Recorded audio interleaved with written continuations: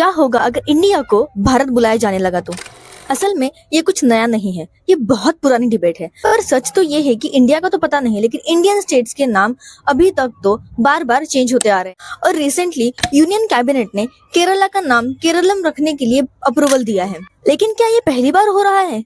नहीं, Indian states के नाम चेंज होने की पुरानी हिस्ट्री है। मद्रास गायब हो गया, मैसूर खत्म हो गया एंड ओडिशा तो हिस्ट्री ही बन गया। तो अब सवाल ये बनता है कि ये सिर्फ नाम बदलने का ट्रेंड है या फिर इंडिया अपने स्टेट्स की पुरानी पहचान वापस लाना चाहता है।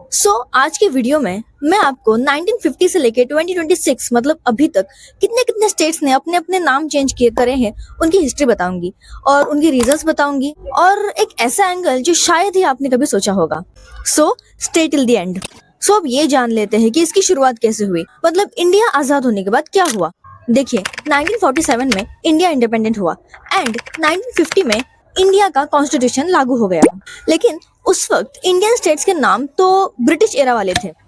सबसे पहला चेंज हुआ यूनाइटेड प्रोविंस का, जो उत्तर प्रदेश बन गया 24 जनवरी 1950 में एंड 26 जनवरी 1950 को ईस्ट पंजाब को सिंपली पंजाब बुलाया जाने लगा। ये सिर्फ सिंप्लीफिकेशन नहीं था, ये एक आइडेंटिटी रिसेट था। फिर आया हमारा 1956 का स्टेट्स रीऑर्गेनाइजेशन एक्ट, और यहाँ से ही इंडिया ने एक बोल्ड डिसीजन लिया कि स्टेट्स लैंग्वेज के बेसिस पर ही ऑर्गेनाइज होंगे, और इस डिसीजन ने इंडिया का तो पूरा मैप ही बदल दिया।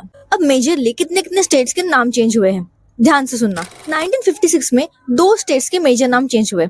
एक तो हैदराबाद बना आंध्र प्रदेश एंड दूसरा ट्रावनकोर कोचिंग बना केरला। फिर 1959 में मध्य भारत बना मध्य प्रदेश। फिर आया एक इमोशनल मोमेंट, 1969 में मद्रास स्टेट तमिलनाडु बन गया। अब इसके पीछे का रीजन क्या था?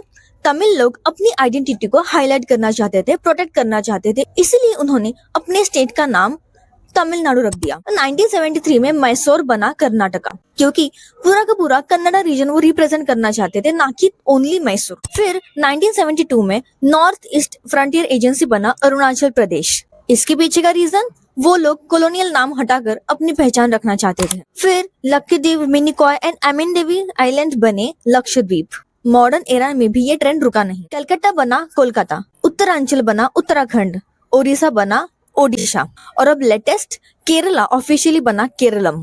तो अब सवाल ये आता है कि नाम आखिर बदले क्यों जाते हैं? क्या ये सिर्फ पॉलिटिकल स्टंट है? नहीं, इसके पीछे कई सारे मेजर रीजंस हैं। पहला है लैंग्वेज को रिस्पेक्ट करना, दूसरा है कॉलोनियल लीगेसी हटाना, तीसरा है कल्चरल प्राइड, चौथा है रीजनल सेंटिमेंट एंड पांचवा है हिस्टोरिकल एक्यूरेसी। और सबसे इम्पोर्टेंट बात क्या है, हर नाम चेंज करना ये इतना सिंपल नहीं होता है, उसके पीछे कॉन्स्टिट्यूशनल प्रोसीडिंग्स होती है एंड पार्लियामेंट का अप्रूवल भी बहुत जरूरी है। ये पूरा का पूरा लीगल एंड डेमोक्रेटिक प्रोसेस होता है। अब हमारा इंडिया बहुत डाइवर्स कंट्री है। हमारे इंडिया में अलग अलग जाति के, अलग अलग प्रजाति के एंड अलग अलग लैंग्वेज के लोग रहते हैं, तो सबकी आइडेंटिटी प्रोटेक्ट करना उतना ही जरूरी है, और वही चीज हमारे इंडिया को यूनाइट रखती है। तो आप कमेंट करके मुझे ये बताओ कि इंडिया में अपने अपने स्टेट्स के नाम चेंज करना ये सही है या गलत? और सबसे बड़ा सवाल, क्या इंडिया का नाम भारत होना चाहिए?